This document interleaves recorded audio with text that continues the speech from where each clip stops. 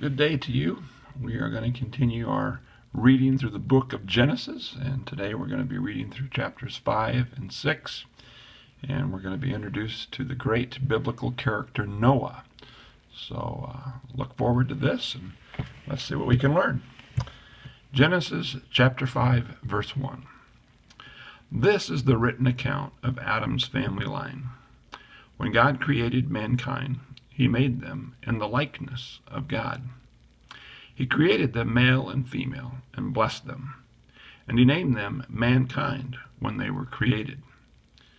When Adam had lived 130 years, he had a son in his own likeness, in his own image, and he named him Seth. After Seth was born, Adam lived 800 years and had other sons and daughters. Altogether, Adam lived a total of 930 years, and then he died.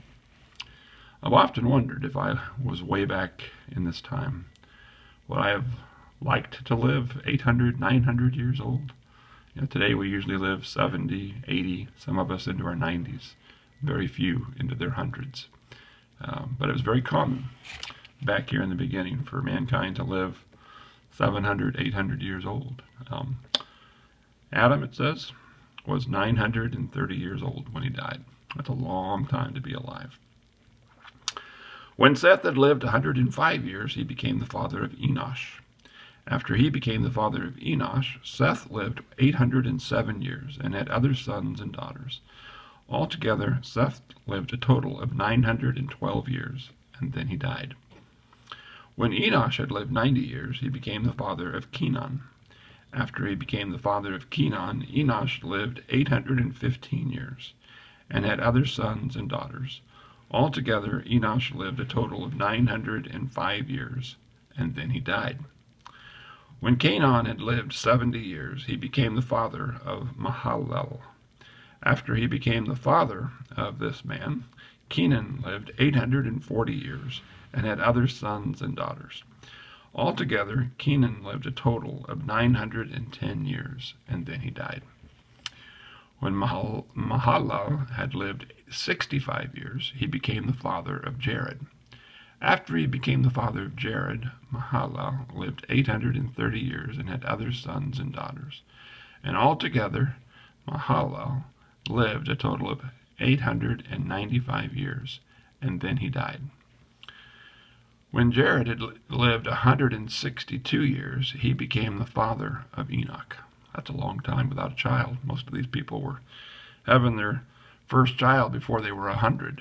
But Jared was 162 years old when he had his first child. Wow.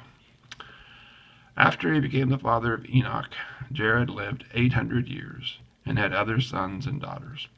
Altogether, Jared lived a total of 962 years, and then he died. When Enoch had lived 65 years, he became the father of Methuselah. After he became the father of Methuselah, Enoch walked faithfully with God 300 years and had other sons and daughters. Altogether, Enoch lived a total of 365 years. Enoch walked faithfully with God. Then he was no more, because God took him away. 365, that's pretty young by comparison to 965, isn't it? When Methuselah had lived 187 years, he became the father of Lamech. After he became the father of Lamech, Methuselah lived 782 years and had other sons and daughters. And altogether Methuselah lived a total of 969 years, and then he died.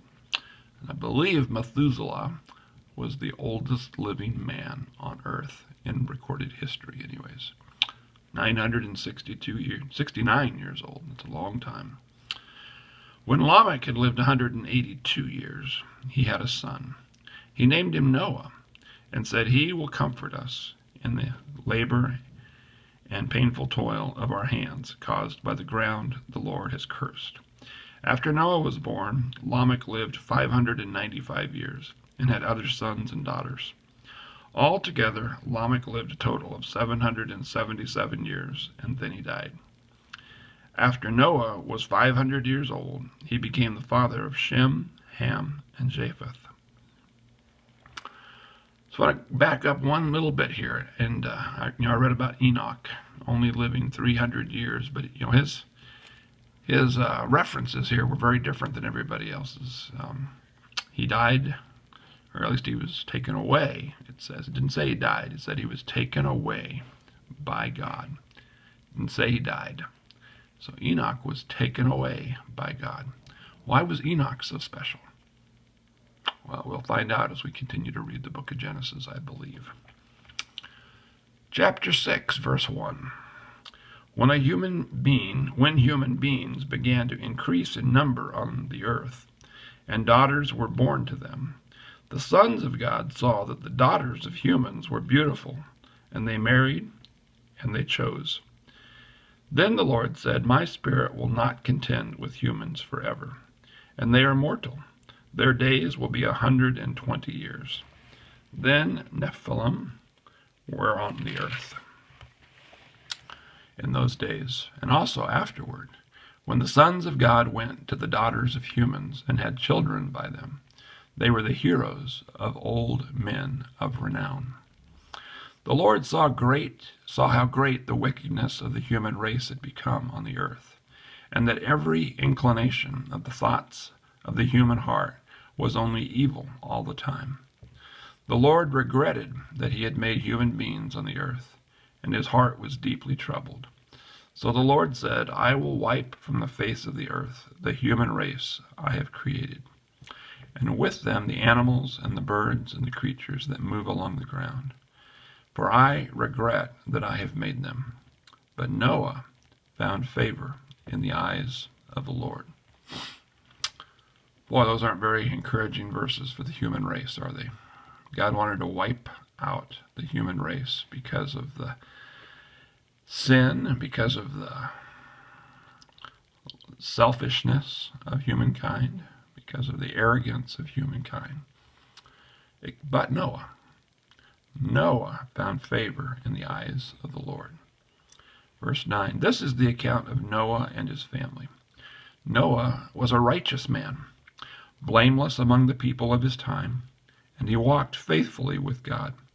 Noah had 3 sons, Shem, Ham, and Japheth. Now the earth was corrupt in God's sight, and was full of violence. God saw how corrupt the earth had become, for all the people on earth had corrupted their ways. So God said to Noah, I am going to put an end to all the people, for the earth is filled with violence because of them. I am surely going to destroy both them and the earth. So make yourself an ark of cypress wood. Make rooms in it and coat it with pitch, inside and out. This is how you are to build it. The ark is to be 300 cubits long, 50 cubits wide, and 30 cubits high.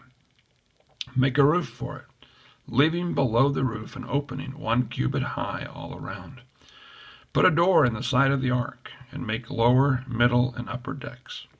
I am going to bring floodwaters on the earth to destroy all life under the heavens. Every creature that has the breath of life in it, everything on earth will perish. But I will establish my covenant with you. And you will enter the ark, you and your sons, and your wife and your sons' wives with you. You are to bring into the ark 2 of all living creatures, male and female, to keep them alive with you. 2 of every kind of bird, of every kind of animal, of every kind of creature that moves along the ground, that will come to you to be kept alive. You are to take every kind of food that is to be eaten and store it away as food for you and for them. And Noah did everything just as God had commanded him. So Noah, starting to collect a bunch of things that are going to go in this big ship that had never been built before. Noah had never seen rain before. But Noah was obeying God. Though he didn't understand God's instructions, he obeyed them.